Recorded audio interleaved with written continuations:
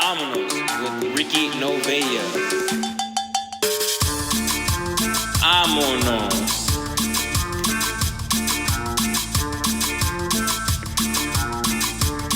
Ricky Novella. Don't be a fun. Don't be a fun. Don't be a fun.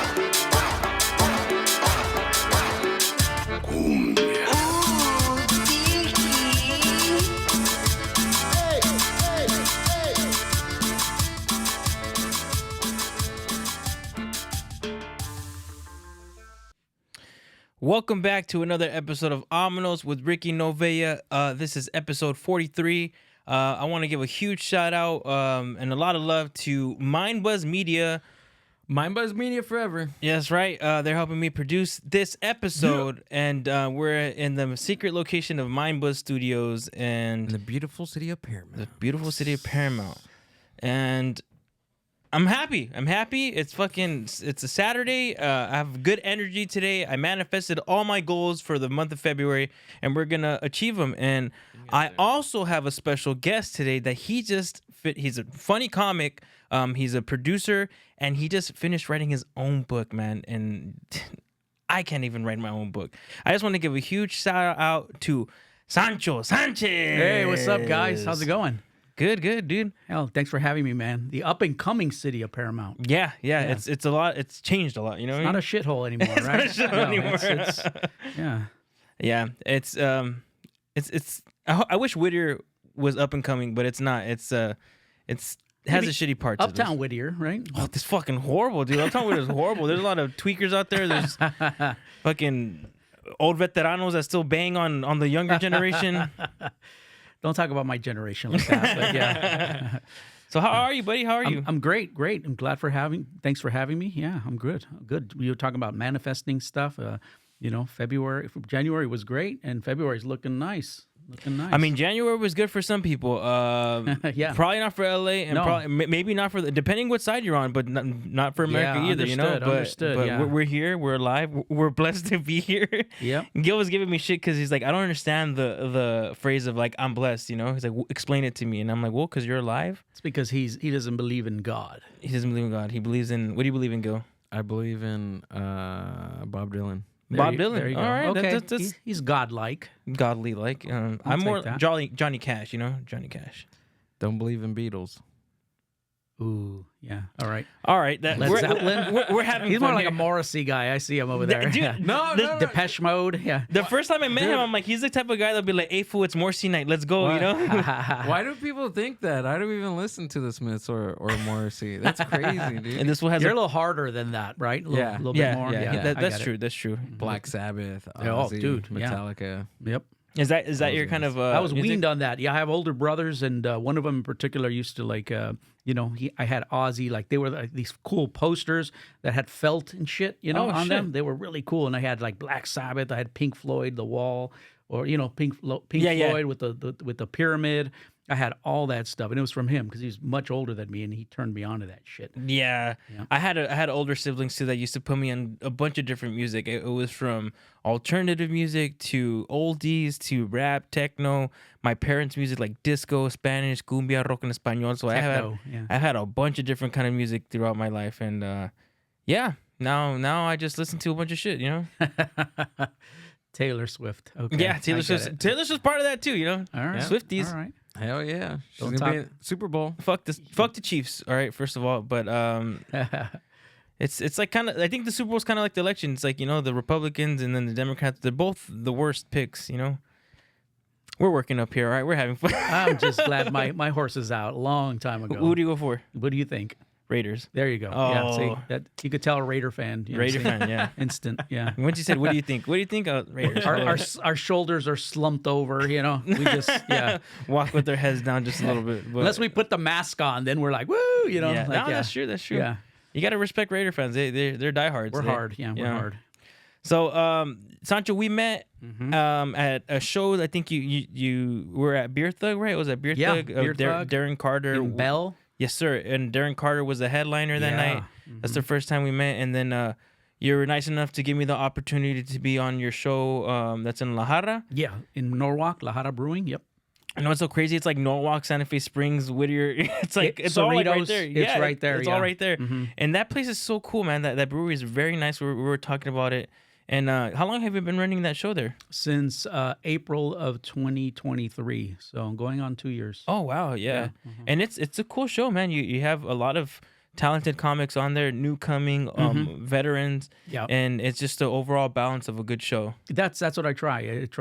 They give me a budget, so I'm able to get some pay people. Everybody gets paid. Every comic has ever been paid. If I didn't pay you, maybe I owe you plus chata No, here. you paid me in beer and pizza. That was There you that's go. all. Yeah. That's you all. get free beer, free pizza. But no, I use the money.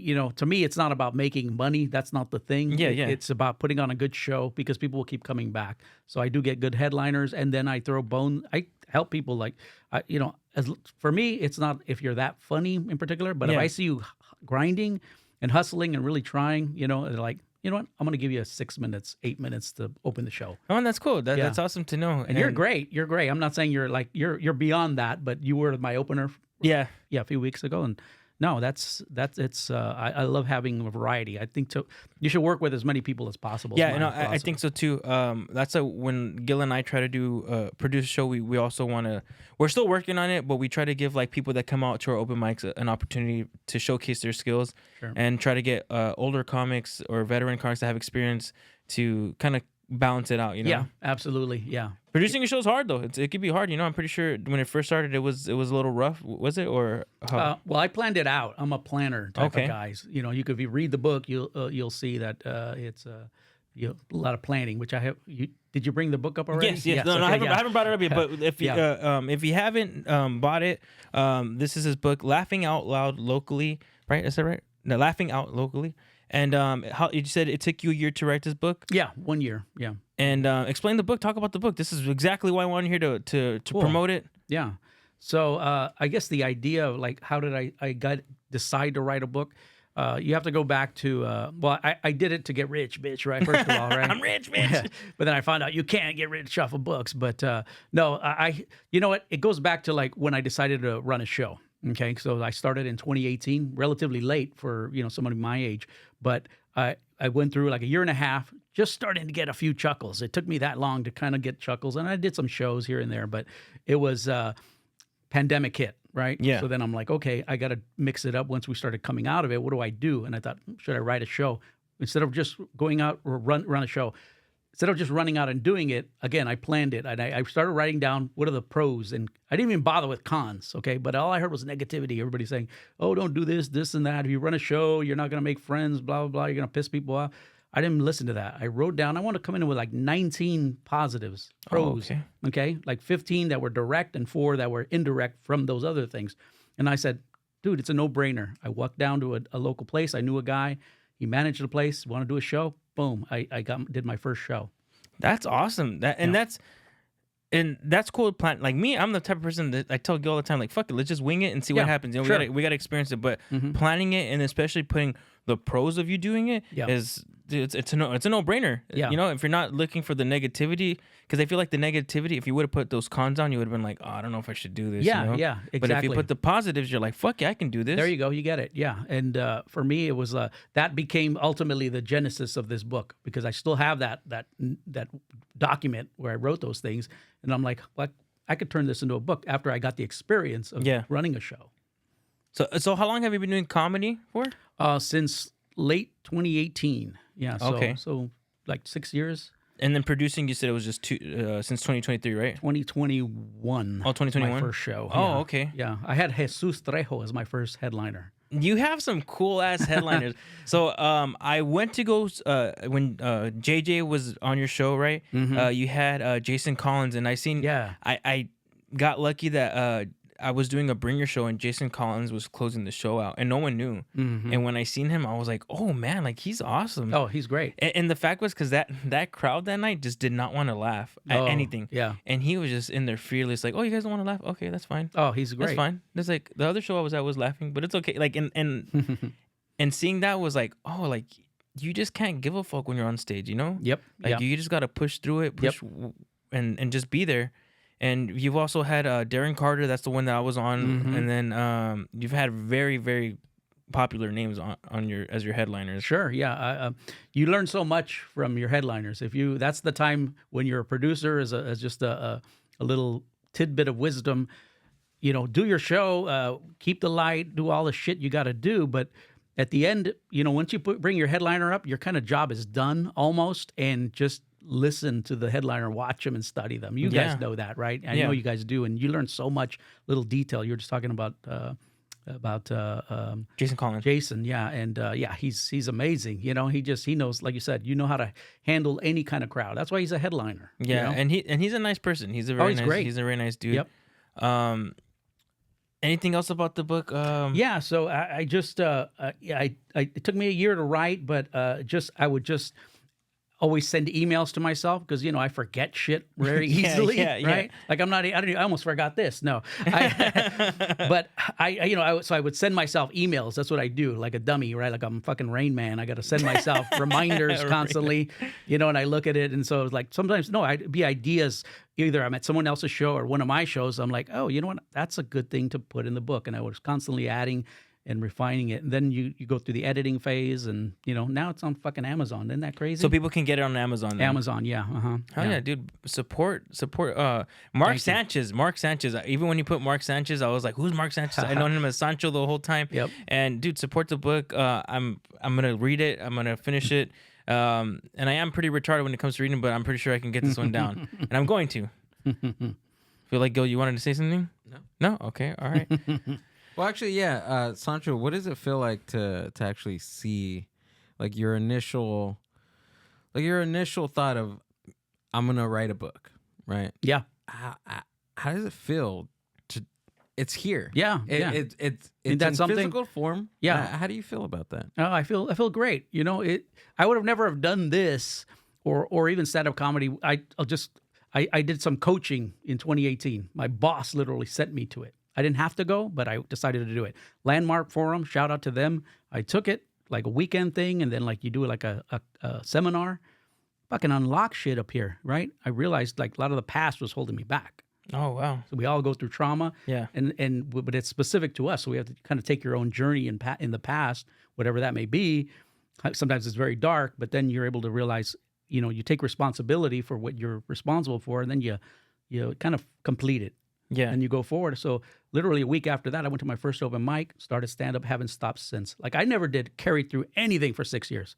Nothing. I did for years. I did like hobbies. Every year it was something else. Saltwater aquariums for a couple of years, what else? Smoking cigars. And it was always some bullshit that I'd get into for a little bit. Dude, yeah, I even took scuba diving lessons. I can't even fucking swim. I swear to God, I did. I'm stupid. You know what's funny though? I relate to that because like that's the reason. Yeah. That's part of the reason why I started comedy and why I decided to do this podcast.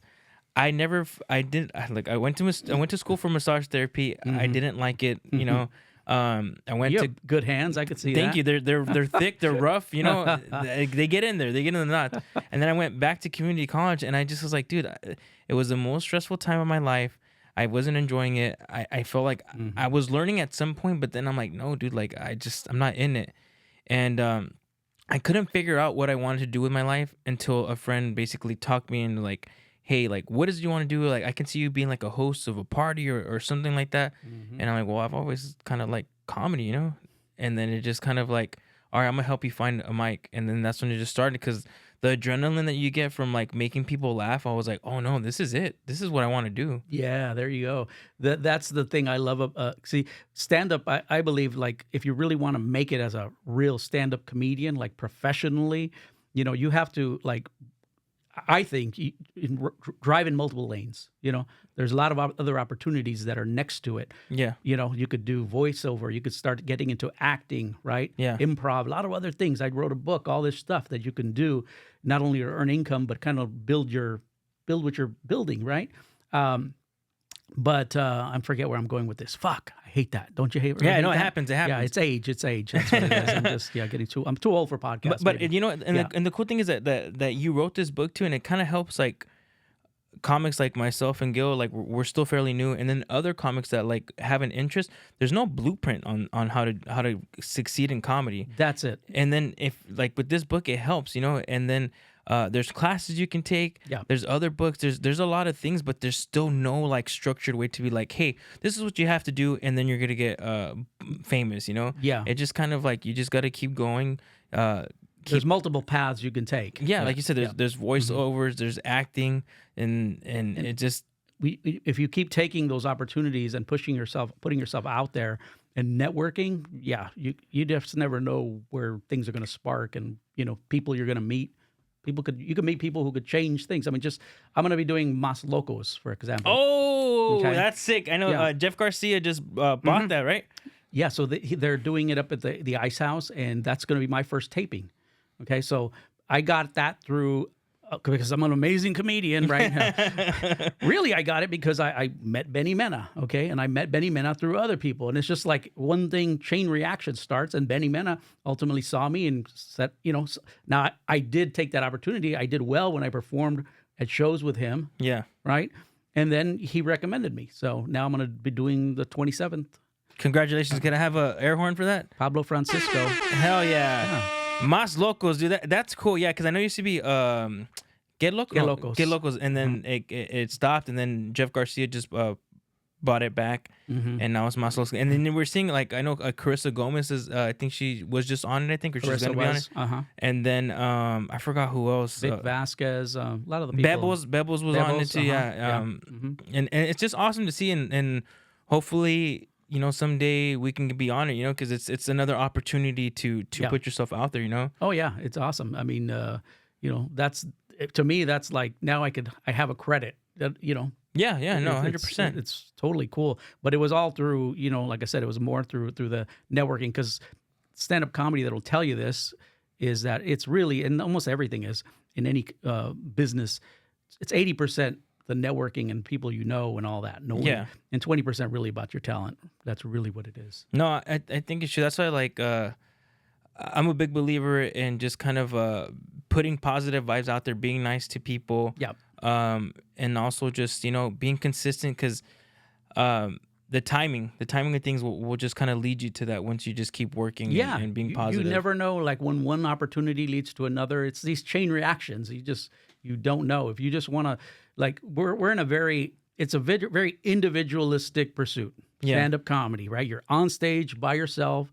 You're driving your career or your aspiring career, right? But you can't just completely do it on your own, right? You need some support. You don't want to be a clique per se. Sometimes that could like hole you in and you get stuck, right? But if you're in the right group of people who are also individual minded and driving their own ship, but occasionally you get together and you hang out and you have that positive, you get opportunities from them. That's how you're going to get to the next level.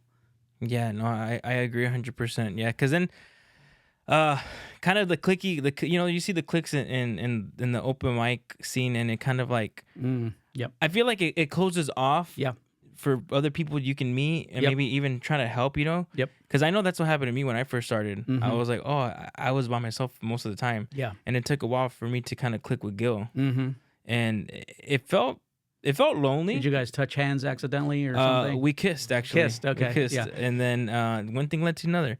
And now that I have him and like other comics, like, it's cool to have him, because it's like, sometimes you kind of like your motivation goes a little bit low. Yeah. And you get discouraged sometimes, and then you have your buddy that like, hey dude, like pick you up, and then we got writing workshops, just bouncing things off each other. Absolutely. Find good people. Sometimes just hanging out kind of absolutely. Just get your mind off of comedy and just go hang out and have a few beers. 100%. And then just fucking let's see what happens after those few beers, right, Gil? Yep. But I like to ask every guest this. I know you've had many years of experience of comedy. Is there any embarrassing moments on stage that you feel comfortable talking about? On stage, I mean, I've seen some crazy stuff happen, but like for me personally, I've never really had an embarrassing moment yet, because I know it's coming. Yeah. So I'm always mindful of like wearing light colored pants and taking a piss right before my set. You know what I mean? I've seen that. Yeah. happen. I've seen that. I've Yeah. seen that I've seen that. happen. Either the zipper down. Yeah, too. zipper It's down. Like, oh, that's my nightmare, and I know I'm gonna have one. It's gonna happen. So I'm always trying to wear black pants, and those are those little details, really. That if you listen to the Road Dogs, you're reading books, Gil. Mm-hmm. Sometimes they share those things like, fuck, I never thought of that could happen. It's that's very true. We've seen it happen. Pee stains, zipper down, a stain of mustard on their shirt. You know. Oh yeah. Mhm. But that's cool. I think that's why that happens to you too, is because you plan things. So I'm pretty sure you plan Yeah. ahead, and you're like, I'm Yep. not gonna let this shit happen to me. Yes. Yep. That's cool. So maybe what's some crazy stuff that you've seen where you've been performing? I've seen a woman come up to the stage. I was hosting, and this is up in the Sacramento area. Me and Eric Escobar took a trip up there, and we were, as I'm hosting, this, woman comes up, got invited by one of the comics on stage. That's what happened. Oh, He okay. gave her the mic, and that's where it all started. That's when it all went awry. Anyway, when he was done, it was tough to get her off stage. I went back up, and then she took the second mic. Like, she didn't want to stop, and she went up there and kept talking, and it was like, and I turned the sound down. Finally, her name was Aurora Singh, great comic up of Sacramento. She came. She's a large woman. She's tall and everything. She came and grabbed this small woman and literally chucked her out the door Oh and shit! slammed it shut. And everybody just like, the place went crazy, Man, that's crazy. And what do you think about inviting audience member on stage? Do you think it's a good thing? Because I've seen a lot of that too, where comics now are like, "Oh, come up on stage. Yeah. Let's find you a girl for the night," or Yeah, I have mixed feelings about it. I mean, and it's your show, so you can do what you want. I think, I sometimes they'll do it at the end of the show. yeah. Like a little Q&A. The Q&As are cool because you're not bringing anybody on stage. I know some comics do it in the middle of their show. I think from what I've heard is it could be like a liability. Sometimes the booker, the owner, doesn't like that because you never know where somebody could fall or, anything like that. 100%. So it's a little risky, but nothing I would ever do, I don't think. But yeah, certainly not in the beginning. Like maybe a Q&A. Yeah, a Q&A would be cool. Just kind of Yeah. having like the audience get to know you. Yeah, and that's and- always fun. and ask certain questions and stuff, and You're still kind of make it riffing. fun. You're kind of Yeah. riffing, yeah. Mhm. And that's kind of a thing too that Gil and I were talking about too. Like, do you riff a lot on when you're doing your set, or you just stay structured to your material? I stayed with my material, but I'm practicing a little here and there with it. And I've gotten more comfortable with it, and I think that's the show. The La Jara show is it gives me it's my comfort zone. Yeah, right? yeah. I have a lot of regulars who come there. I know them all the time. I know what buttons to push, and I could just riff for just a minute sometimes. But they appreciate it. It gets it going. If somebody maybe went up and didn't do so well, I could get the crowd going with a little bit of that. So I'm getting better at that skill. It's definitely skill. Yeah, because Gil and I, when we do our open mics, we try to riff off the top, and we're still trying to figure. We have sometimes where we riff good, and then sometimes Sure. we're kind of like Oh, yeah. a little off, and we're still trying to figure out how we can, be more consistent on opening the show. Because if you warm up the crowd pretty good before the show starts, Yeah. it makes it easier for the rest of the comics. Yeah, no, that's good. That's another thing you bring up. In fact, I mentioned it in the book is about, you get a chance to like be the host yourself, right? And hosting is a whole other skill. Yep, it is. It really is because you have to kind of moderate yourself a bit, You want to bring the energy up. There's responsibilities that the other comics necessarily don't have. And they're there to put on their A game, or at least they should. You're there, you're trying your B's and C's more, You want to get them laughing, but you're not like trying to make yourself the star, That's true. Yeah. No, that's Yeah, I a think- good piece of information. I think right one of the there. best shows I ever hosted, it was just an absolute one of those magic nights where everybody was killing. Yeah. So every time I went up, I would just make a quick quip. That was it. And next to the next comic. I did the least. And I think that was the best hosting job I ever did. Yeah, because there's some hosts that I've seen that like try to do like 5 minutes in between yeah. comics, and it's like, yo, you're making the show a lot longer Yeah. than what it should be. Yeah. And then, if you have a headliner type show or your feature, more experienced comics, by the time you get to them, guess what? The audience is tired. Yeah, they Yeah. get tired and they just don't want to laugh anymore. And obviously the feature of the headliner is throwing like gold at Yeah, them, and they're just kind of absolutely. like, oh, okay, Mhm. Yep. I've seen that happen before. Yep. It happens. But I feel like you want to say something. again. No, okay. all I right. like that, how you I'm could listening. feel. Wow, you Yeah, guys- he has a I'm mic close, and so I'm like, Yeah. oh, all right. he's ruminating. He's thinking of shit. Yeah. Yeah, he's cooking right now. Uh huh. So let's see. You were doing a lot of producing shows, and now you're only just doing La Jara. You're not doing any other shows right now. Yeah, right? that's the only one I have right now. Okay. And like what kind of like your style of comedy is more like storytelling, or just what can you describe your style of comedy? I would say it's observational, Okay. noticing things that Latino culture, Mexican culture, right, Chicano culture that we do, and just riffing off of that.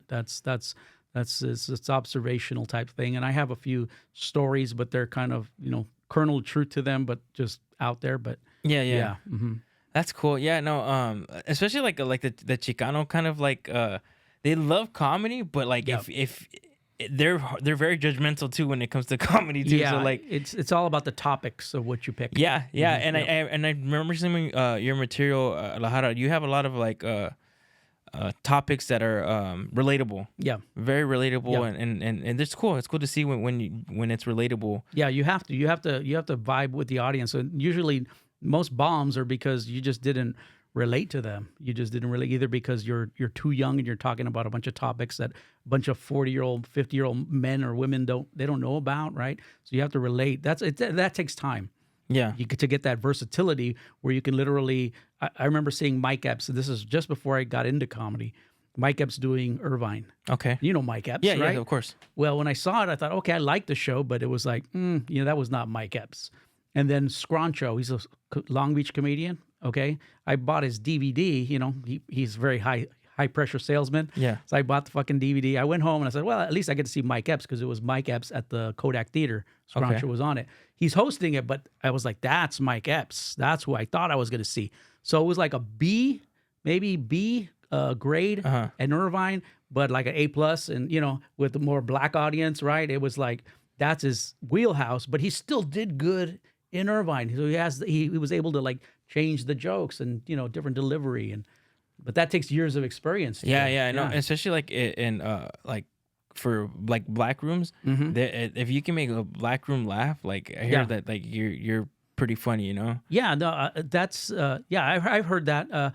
Black audiences, it's easy. Yeah, I don't know. There's a similarity with Latino audiences, but also a difference. But when you're funny, it's usually because you're able to connect. Greg Dean, I took a stand-up class right when I started. and it Okay, was- yeah. Greg Dean says that the most important thing is not being funny. That's a result.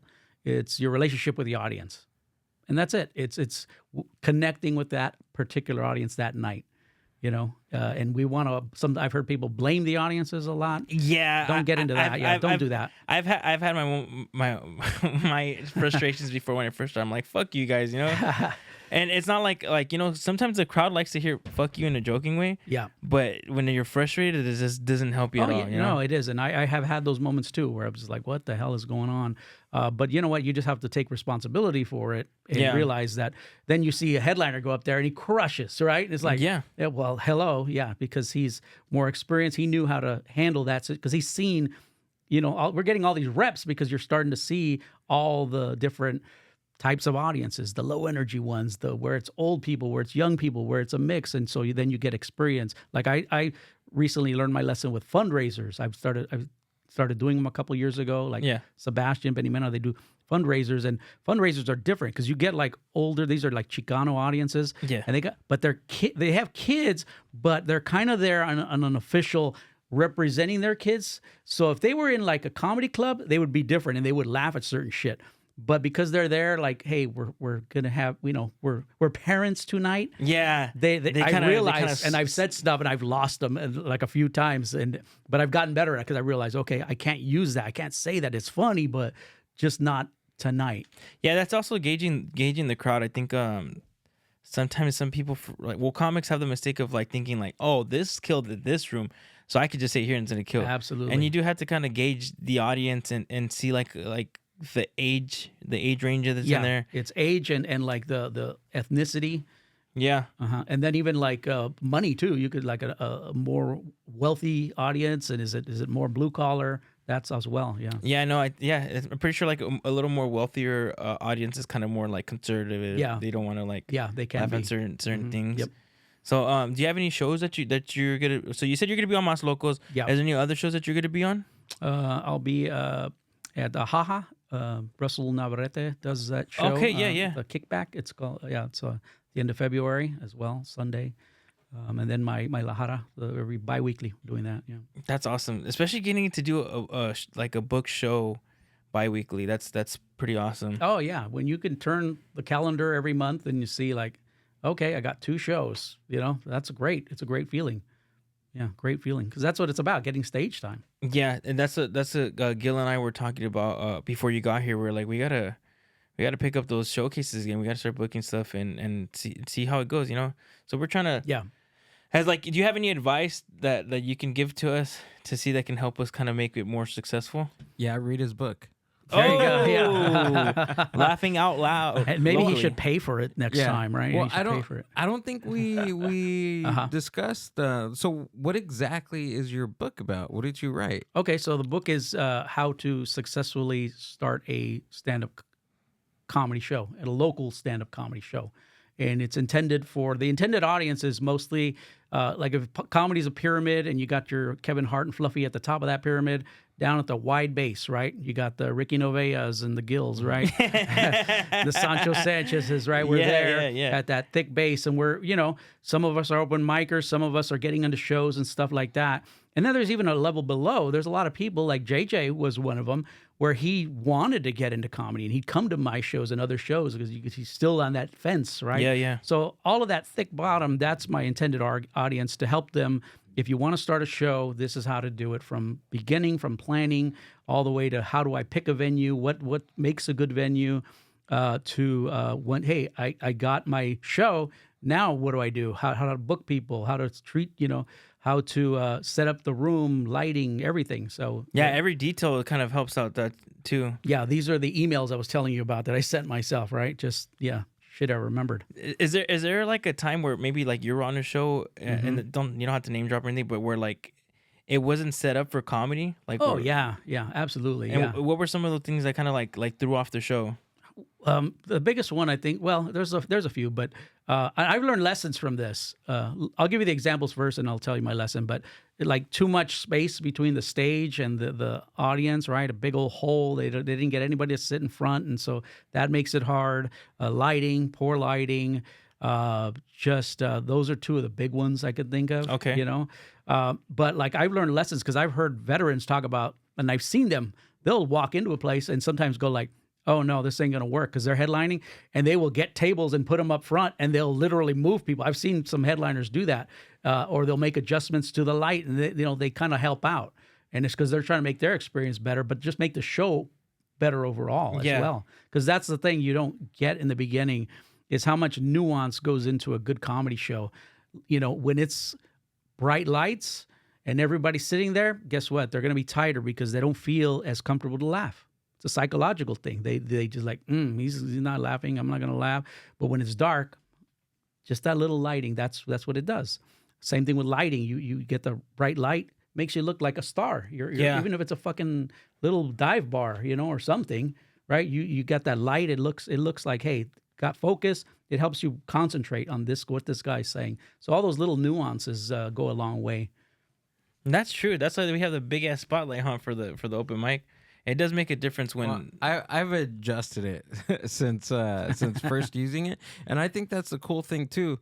Is when you start developing whatever your show, it just gets better with time. Yes, just thinking, just making adjustments, tweaks where they need to be. Yeah, like even with the light, I heard comics complain that it's too bright. It's too bright. Yep, and then I was like, I'm not gonna listen to him. And then one day I was like, all right, I'll turn it down. Let's see how it looks. And then it made it a little bit better. It's all the complaints came down. All the complaints came down. Yeah, but I totally get that. Yeah, for sure. Yeah, all those little details. Yeah, and that's the crazy thing. I think you and Gil relate on that more. He has a certain eye that I don't. So sure. He's always like. He doesn't like to cut corners, and he's always like, "No, this looks like shit." Like maybe the sign that we have when we do the open mic is Tortilla sign, and it's like kind of quick. It's like, "No, dude, we got to fix that." Yeah, and I got to fix that. And sometimes I don't even practice what I preach. Like I didn't put my backdrop up for a while. Like and then it's all these plain white backgrounds, and it didn't look good on social media. But now I'm back to putting up my little rod, my shower curtain rod, right? Yeah, and I have a banner and stuff. It looks so much better, in the pictures and stuff. It brands you, all that stuff. Those details, yeah, you over time you start to realize how important they are. No, I think I agree 100% because it makes it more comfortable for other comics to want to perform. Absolutely, yeah. And then also, like, have you ever seen like flyers and you see you follow a lot of comics, I'm sure, and you're scrolling and then you see these backdrops and like you don't know where it is, but you always see that same backdrop, right? Yeah, and you're like, where is that? It's like, I gotta perform there. Doesn't it make you want to, like, everybody's performing there? I gotta get to that. What is that? Yeah. That does make a lot. I remember like I think it's called Paradise. Mm-hmm. That they have that like green Jay background. Valentino. Yeah, and I was like, dude, I just want to perform there just for the background. Like, I want a picture there. It looks so cool. That is a dope room, bro. That is a it? dope room. I haven't done it because I don't think he's booked the last couple months, but I'm on the cusp. But he runs a great show out of that place, and it's beautiful. It's a big theater, really big theater where you can host big events. But upstairs, it's the mezzanine. Oh, okay. And then they have it. It's just so beautiful with a bar right there. Everybody's nice, tight, packed in, just the way you want it for comedy. Yeah, I think a packed room like tight is a lot better than spacious. Yeah. The sound sounds better. Here's a tip: if you're out there and you're looking for a venue, a smaller venue is better. Serves you better. Yeah. If it's a big place, maybe they have a small side room. The side rooms are also really good because it's smaller and it also doesn't alienate the regular business, right? Yeah. So you can kind of be private. No, that's smart. That's smart. Yeah. And you can find it on Laughing Out Locally. Right? Yeah, that's right. Hell yeah. Yep. Man, I love how you guys have an ESP, man. You just know he's gonna say something. Yeah, he's cooking. He's cooking. I know he is. I'm listening to the podcast. He's listening to the pod. He's being the producer today, man. And who were some of the comics that inspired you to do comedy? Like you looked up to? Maybe it was just a family friend or family. To me, I didn't have anybody like push me towards it. I always wanted to do it. Yeah. Well, here's the thing. When I was a little boy, I was always told, you should be a stand-up comedian. I heard it from the time I was in third grade. You should be, all the time, all the way elementary into junior high, and then it kind of faded out, right? It's because you start to get life comes at you, Yeah. and shit happens, and then so I was still funny, but I was just not showing it as much, right? Because I was shy or whatever. But I always knew I was funny, and people told me that. Then as I got older, I would go to shows. I would go to the Ice House and other clubs, and I was like, damn, I want to get up on stage, but I just always come up with excuses, right? Like that's a different kind of funny. I'm funny with my friends, and they're just telling jokes, right? An excuse. How can I write a joke every day, a different, this is all bullshit. But that was just excuses and stuff. But eventually, like I said, I took that coaching, and that cleared that roadblock from me. Yeah. Do you, for me, I have trouble like I know they say that you have to be like writing every day. Mm-hmm. I have trouble with writing every day, Yeah. Do you ever get that kind of Sure. road bump? Oh, sure. It's you can have I do also try to write every day, but is it realistically? No, because I'm sometimes you're busy, you're tired, and that's fine. You don't have to write 365, but you should have either if you need to schedule it or what. To me, I think my brain is always on. My comedy brain is always on unless I'm really fucking tired.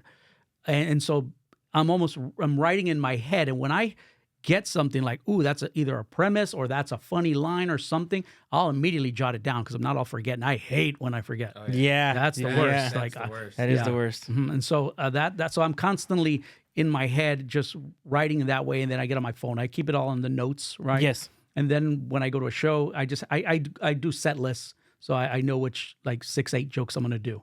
That's good. I think I need to start doing that. I think Gil, you do that too. You kind of write what jokes that you're gonna do right for the night. For the night, yeah, but throughout the week, I write every day. Yeah. Every single moment that I have, I think something's funny. I write it down in either my phone or I have a notepad actually in my jacket. Even in the shower too, which is amazing. He even does it in the shower. In the shower, he did. Yeah. But not gonna lie, sometimes I got my notepad in the shower. Sometimes ideas come out in the shower. Like, I've had me where I'm showering and I'm like, oh shit, like I should do this as a joke. Driving, and then just fucking you're driving. That's the worst. Like, oh fuck, I'm 405. I'm doing 90 miles an hour. Wait, I gotta write that fucking down. Yeah. For a long time, me and my girlfriend Amber, we were driving. Shout out to constantly. Amber. Shout out to Amber. We were driving just back and forth, and when I would have a joke for an idea, she would be in the passenger seat. And I would tell her, You hey, dictate? I need you. Can you text me this? Can you text me this? Because I have a great idea for a joke. Yeah. And she would hear it and she was like, okay, that's pretty funny. funny, yeah. Try it out. Yeah. Or sometimes you're like, sometimes I was going through this thing where I'd fall asleep type of thing, and then I'd wake up, and then I'd have these ideas, and I jot it down because it's 2, 3 in the morning, and I go back to sleep, and then in the morning you're like, what the fuck was this, right? Half It's asleep, this is like, what the bullshit. fuck? Funniest thing last night, but no, it doesn't make sense. But I think that's the beauty of writing constantly is you get the bullshit out. Yeah. And you just you have so much bullshit on the page or on your phone that you're able to work it out. That's right. And find and just sift through all the detritus. bullshit. Yeah. Exactly.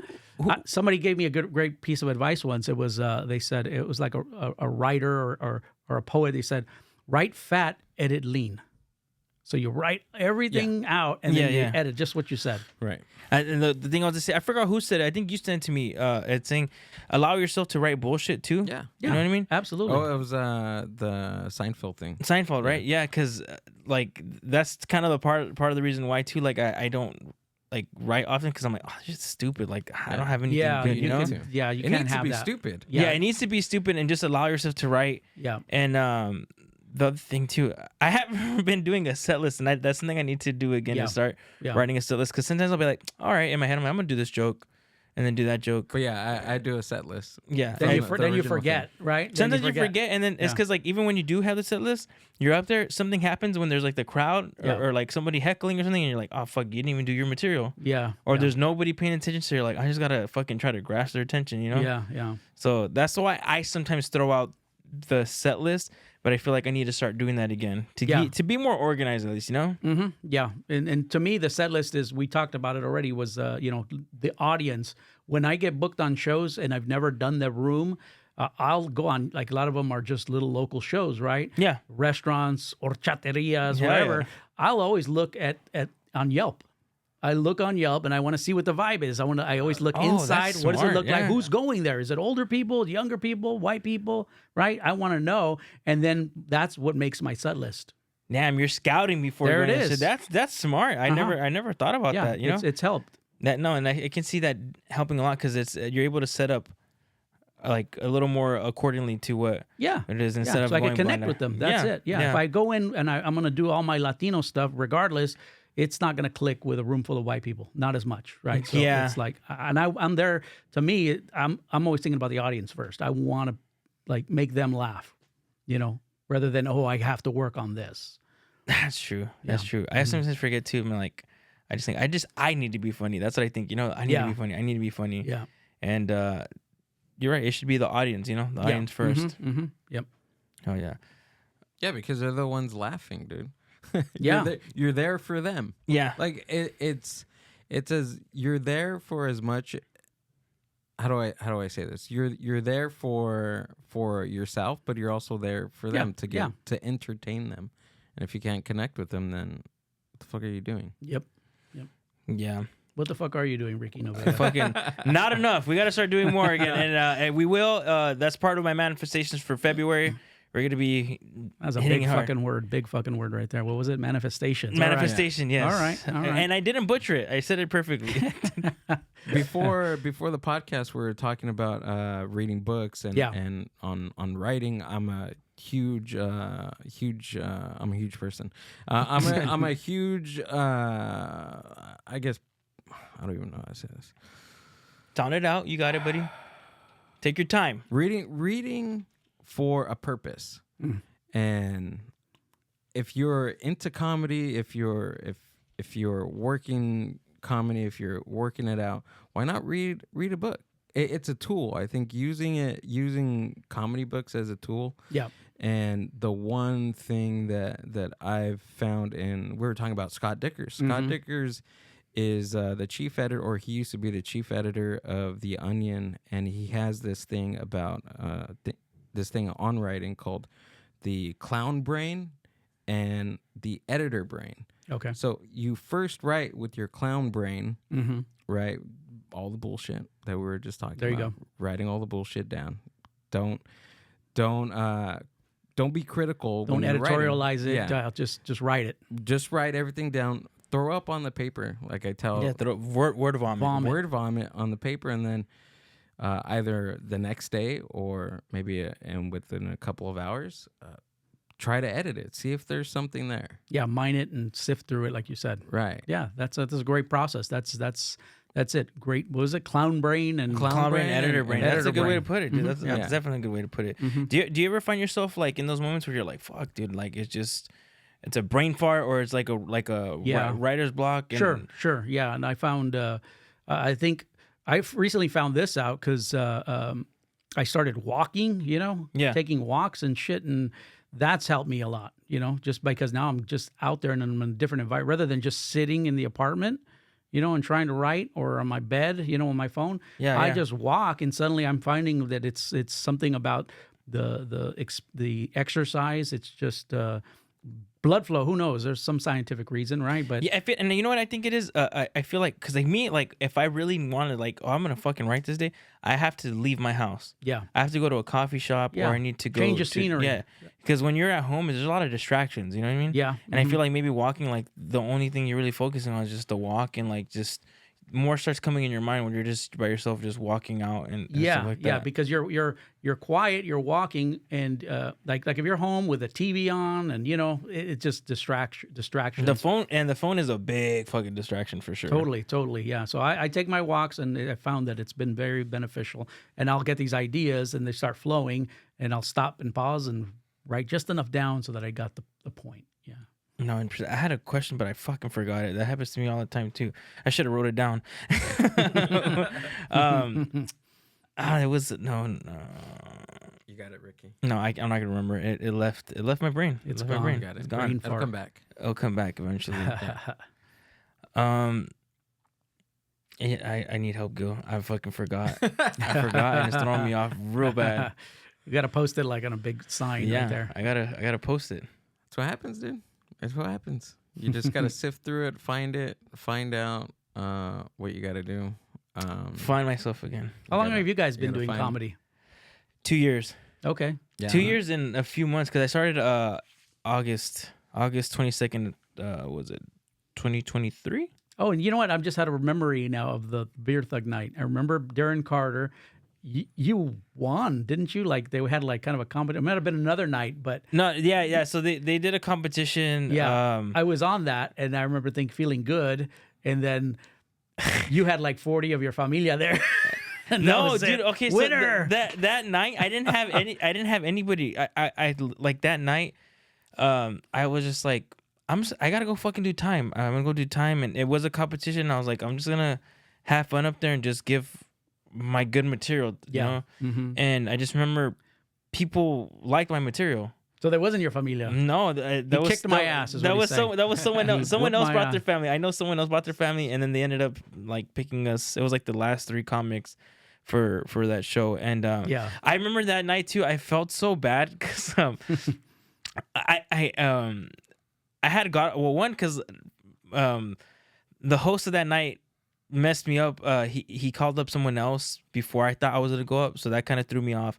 And then after, like, I felt good coming off stage, and I went to go talk to the comic before me, and I was like, "Dude, you did fucking awesome!" And you're right there, and I didn't recognize you because I think just coming off the stage, off the moment, and I was just like, "Bro, this was fucking cool and stuff." Yeah. And I remember after I was like, "Hey man, like, are you a comedian?" And you're like, "Yeah." Like, you messaged me on fucking Instagram, and I was like, "Oh shit, dude!" yeah. And I remember like beating myself up that night. I was like, "Fuck!" I'm like, I fucked up my first time meeting Sancho, and I was just like, I should have just waited. I'll take my book back. Take the book back. Yeah, taking the book back, yeah. I just remember I felt dumb, like I felt Yeah, dumb in a sense no because big I was deal. just like No big thing. the yeah. adrenaline coming off the Yeah. stage, Mm-hmm. and that sometimes it's the pressure, like sometimes making a good impression with like other comics. Yeah. You want to make a good impression, and Sure. I'm glad you still like me somewhat, Yeah. you know. Yeah.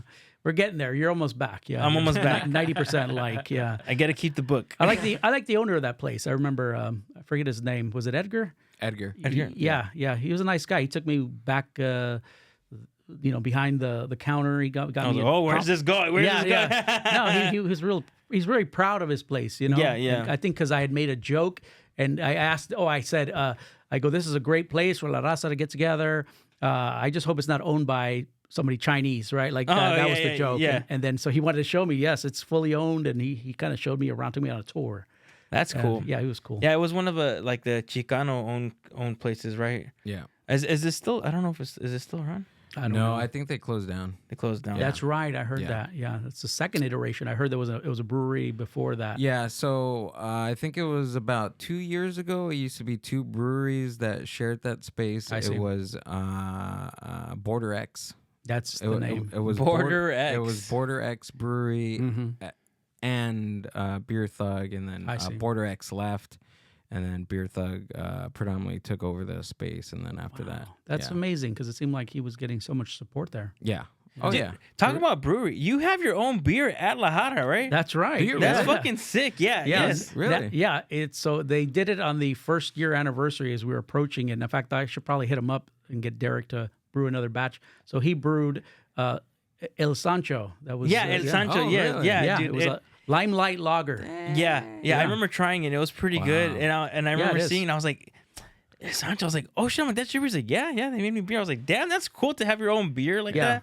Talk about like lucky. I got the best owners. Jason Sullivan and the family, Derek and Randy and Michelle, who works, the bar They're manager. so They're awesome, man. They're awesome people, I love them. They really, really they understand what you're trying to do out there. Absolutely. They from day one, he was interested in the show.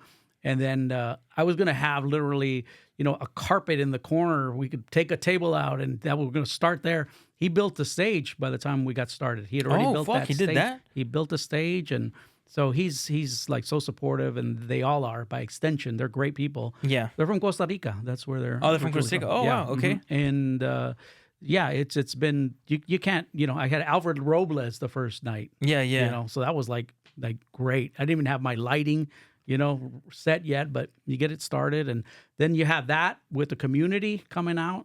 That's what's crazy? Like, it's every Thursday, right? Every Thursday, every 2 Thursdays. every 2 Thursdays. I'm not surprised. People from the swap meet pass by there. Like, how the swap meet's like literally right there. And there's so much traffic that way, and I'm surprised they don't there's a comedy show. Like, they should fucking go, and there should be more. I've never gone advertising in the swap meet, and I've thought about it at the beginning. I We're gonna thought start barking, Ricky. barking at the throwing, giving out flyers. Here's and a quick stuff. little story. So Jason, when we cemented the deal, he talked about how his beer. He talked to the owners of the swap meet, okay, and to get his beer sold there. And what he found out, he says he's probably not going to happen. He kind of got those vibes. Yeah. But he found out in his research was that the Santa Fe Springs swap meet sold the second most amount of beer in the entire state of California. What the fuck? Yeah, it's true. And the only place that sells more beer than Santa Fe Springs? Where? It's Dodger Stadium. That's I it. was gonna say. Oh Yeah, wow, yeah. That's there's wild. the fact Says a lot about our culture too, don't it? No, and they okay. So first of all, since they remodeled it, I don't know. Have you been there lately to the swap meet? I have not been in a few years. Yeah. Okay, well they remodeled it. They have a stage. It's fucking huge now, right? Yeah, I think I've seen some of the remodels, but yeah. go Yeah, ahead. and they have bandas coming out there. They have cumbias. They have different artists. Before they used to be live trivia bands, right? They used to have live trivia bands and stuff. yeah. But now they make a big old event out of it. So they'll have the Swami open during the day, and then they'll close it, and then event. Oh, I see. And Okay. it's a lot of fucking beer. All the Yeah. paisanos drinking beer. All the hell yeah. veteranos, dude. Veteranos, the I've been Chicanos. there. I've helped out with that statistic to fucking buy beer there, and it's cool. And I'm not surprised that the Swami's the second fucking. That's crazy. That's nuts. It is. It's. But I believe it. I believe it. Yeah, exactly. Well, nobody's ever doubted that story when I've told them. Yeah, Imagine you're bullshitting. they fucking had a liquor license there too, selling tequila and fucking like whiskey and stuff. Oh God, yeah, Dude, they would. It would be a hellhole. It would Yeah. be crazy. We used to, me and my best friend, we used to go like there. We lived in I was living in Fullerton, but he would kind of use my pad as his little weekend crash pad, Yeah, right? yeah. And we go party. So for Fullerton, just up the 5 right there, you know. Yeah, it's close by. Really close by. So we'd show up there every Sunday. Every Sunday we'd show up, and man, we were it was cool. It was Get cool. wasted. Hell Wasted, yeah. I remember that they had the Doors tribute there one time. I think Wild Child. They're fucking good. I like them. They perform. I thought it was Jim Morrison right there. He was wearing the leather pants and the white fucking. Was he Mexican? Puertas, las puertas, you know. Las Puertas. Dude, it's cool. It's cool seeing a lot of those tribute bands out there. I need to go. I need to make time to go to the Swami, dude. Yeah, dude. Let's go. Let's go. Let's go drink. Imagine a comedy show out there. Yeah. An outdoor comedy show. we were just finished talking about comedy shows outside. Is that in your book? Comedy short. No, you know what? That's a topic I you don't touch talk on about. that? No, Okay. I don't. But Places- I've done places I've where- done several that are outside, and Yeah. some were during the pandemic, so that's what you had to Right. roll that way. But I've done a few others, and they're it's not like being indoors. Yeah. It takes away from it. Again, there's something about the intimate space, people seated closely and tightly together, the right lights and all that just goes into creating that experience. We're really creating an experience. Oh, yeah. When you Yeah. look at it like No, that. that's true. That's it's not just a 100% true. fucking show where you just get a mic. There's a lot more to it if you want to Yeah. do it right anyway. Yeah. An outdoor show at the Swami. We'll get fucking beer cups thrown at us for Yeah, sure. yeah. It'd be like the fucking Blues Brothers movie. You know? That's It's a good chicken one. wire in front of Chicken the wire? comics. Yeah. Yeah, Or, dude. that scene in the beginning of Selena. Selena. Yeah. There you go. I was, you know what I was also thinking? I was Yo thinking about quiero fucking. bailar. You don't remember that one, dude? I was thinking about Roadhouse Blues. Oh, you mean with Patrick Swayze? The Yeah, movie? yeah.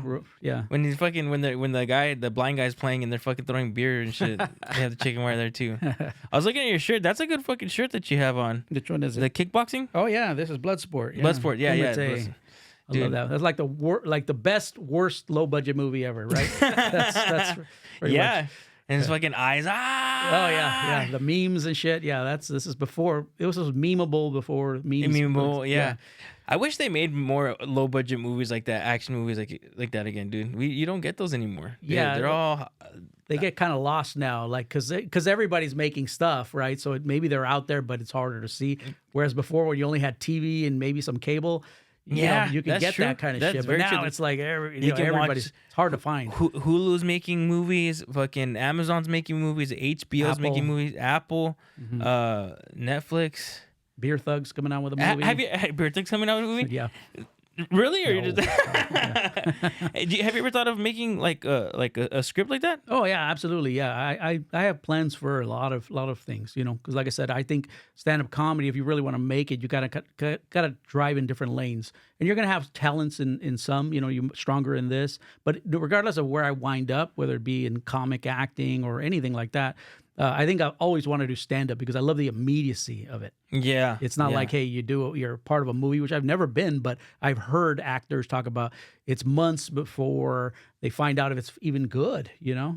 No, yeah, that's very Yeah. true. Yeah, and sometimes they get cut out of the movie and they don't even know that they Yeah, get cut out of the movie sure. until it's Yeah. on the premiere. But if you were to let's say write a movie, what would you be like? What would you want to write about? That I haven't figured out. I've come up with a couple of bullshit little things. That's just working up here in the brain, you know. Like eventually I'll hit on something. So that I don't know. I kind of know what I want to do for a second book. Oh yeah, Like, I would like what's to do idea? that. What's idea? It's going to be about my first 10 years of comedy. That's it. No, and that'd be cool to have because Yeah. it's experience that you can share with other comics that don't have That's that it. And there's experience, other you know? books like that, but I think that would reach an even larger market. And it's just again, I'm sending those stupid emails to myself because I have ideas, and so it's more of just I'm 4 years away from that, but that's something I'd like to do as well. Yeah, Oh, okay, all right, dude, that'll be cool. Let's yeah. Joey manifest. Medina, he's writing movies. You know, that's inspiring. You know, Yeah. writing screenplays, short stories, and shit like that. Yeah, So we're manifesting your second book, and you said it's gonna be in when you're 10 years. 10 years thereabouts. Yeah, Yeah, I think so that we're manifesting it. We can't wait. Hopefully, when that time comes, you'll be on the Amonos podcast, and we're gonna have a bigger studio Yeah. and continue doing the thing. Yeah. I do have a title for it. What would be? It's called "Give Me a Decade." Give me a decade. Parentheses or more. I like it. I like it. Give me a decade. Because that's Or you know more. that's what they say, right? It takes about 10 years to really start to find your voice. Yeah. Those real opportunities. It could be less. It could be more. But anyway, that's the plan. All right, Sancho, we're about to wrap it up. Yep. Is there any positive message or advice that you would like to give the audience that you like to live by? Nothing really means anything. It's it's all you create your own meaning in life. It's whether you want to call it positivity, give it a label. We're kind of our own worst enemy at times. And so I would encourage anybody out there who struggles with doing self-sabotage, the things we all go through, right? Not believing in yourself, imposter syndrome is try to get therapy. You don't have to be like some crazy lunatic to get therapy. It's destigmatized now. I recommend the Landmark Forum because it's cheap, it's fast, it's coaching, but get something. I just say, work on yourself. Nice. I like that. Yeah. There's nothing wrong working on yourself. Yeah. And your socials, plug your socials, any of your shows. Yes, Sancho Comedy on Instagram. You can follow me on X. I think I'm mostly followed by like crypto people and some hookers or stuff. And then on Facebook, Sancho Sanchez. And that's about it. Yeah, I got the Haha coming up. I got the Mas Locos at Ice House Pasadena the 27th, hosted by Pablo Francisco. Oh, little tortilla boy. My Hell favorite. yeah, dude. He's my favorite. Yeah. And please support La Jara's Thank you. business and also his shows because they're awesome and it's a fucking cool venue. I like it so much. Thank you. And I like, how I always like to end this is don't forget, don't be a fucking pan. Tell your friends that you love them. Tell your family you love them. Thank you, Gil, for producing this. Shout out to Mind Buzz Media. And thank you, Sancho, for being out here, man. Thanks, bro. Thank you.